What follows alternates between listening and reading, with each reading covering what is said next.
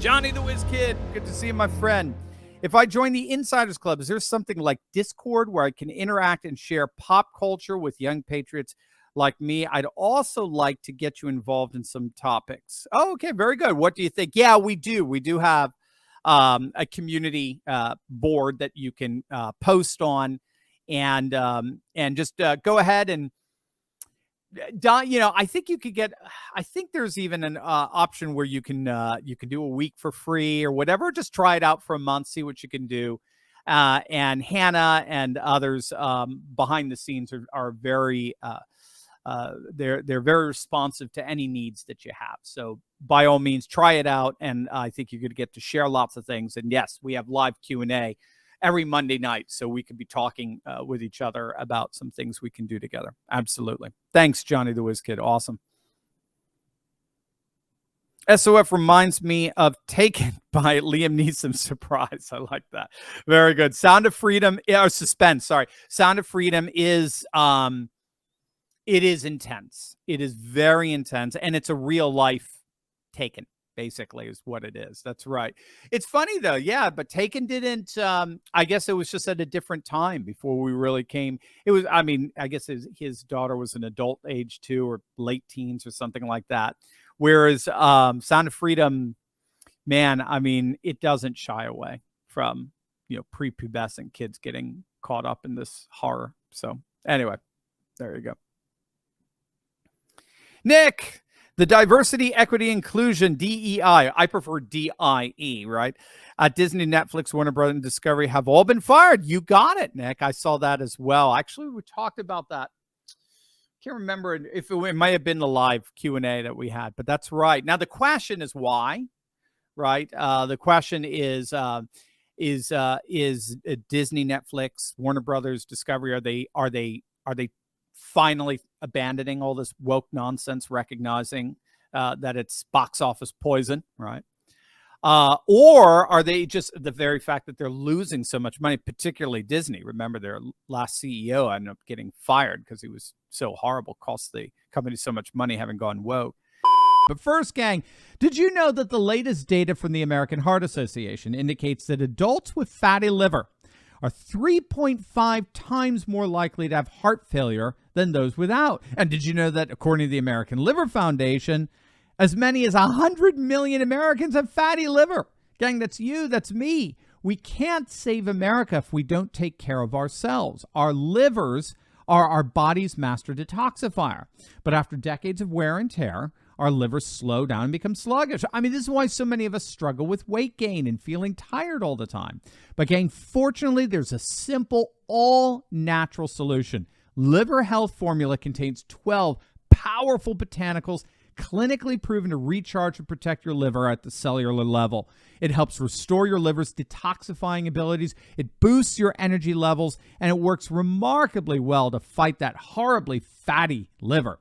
Liver Health Formula is backed by proven science and approved by America's doctors. And the best part, gang, is every bottle is manufactured right here in the good old US of A. And if you click on that link below right now, you could try Liver Health Formula completely risk-free and receive 5 free gifts when you order today. So don't wait. Click on that link below or go to getliverhelp.com/Turley right now to claim your risk-free supply of Liver Health Formula and all 5 bonus gifts. That's getliverhelp.com/Turley. Is it the fact that they have to cut costs? And so, who do you cut first? So you cut these extraneous, pathetic DEI officers. That's basically what you do. So we'll see. Time will tell the extent to which they've pushed off DEI. But it's a loser. It's that we already have a letter, I think, of 13 attorney generals across red states that have sent letters to all the major Fortune 500 companies saying, you're on notice. No DEI. DEI is inherently racially discriminatory, and we will sue you big time, and we will win, obviously, if we catch you doing that. So DEI looks like it's on its way out. So great observation, Nick. Mitchell, my friend, do you think it's too late to de-escalate the war due to Biden sending our reserves into Europe? I it's funny. I like the way you posed the question because I think you get to the rub of it. But I don't know the extent to which this is an actual escalation. I know that's the way it's being framed on Twitter and a lot of right wing media.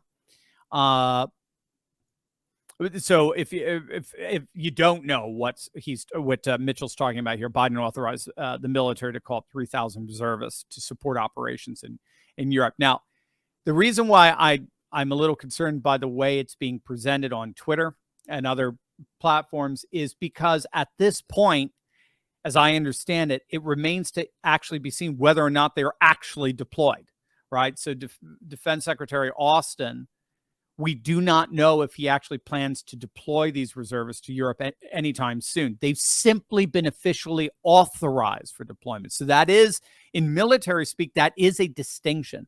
They've been authorized, but they haven't actually been deployed as of yet, as I understand it. Again, I know there's a lot of hoopla over this on Twitter, but keep a couple of things in mind. 3,000 troops is nothing. It hardly remotely suggests Biden's ready to go to war on behalf of Ukraine. If we're 300,000 troops, that's a whole different conversation. The deployment, from what I understand, from what I've read, is actually, ironically, an admission that the U.S. military's training mission in Europe, along with the deployment of several other new brigades after the invasion, is actually getting a bit spent. It suggests that the U.S. military presence in Europe is under strain because, as I understand it, were the 3,000 to be sent to Europe, it would not actually change the force levels in Europe. It replaces personnel who are already basically done with their deployment. So I got to admit, I may be wrong on this, Mitchell. We'll see how it plays out. But I actually think it's a big nothing burger at this point. Time will tell, and I'll certainly adjust the analysis. So we'll see. So I think it's a nothing burger. We will see, especially in light of the NATO summit, which was a total bust. So we'll see, though, Mitchell. I'll adjust the moment I start seeing some escalation. You'll be the first to know. But right now, I don't think there's anything really going on there. So I think a lot of it is just a whole lot of nothing. So we'll see. All right.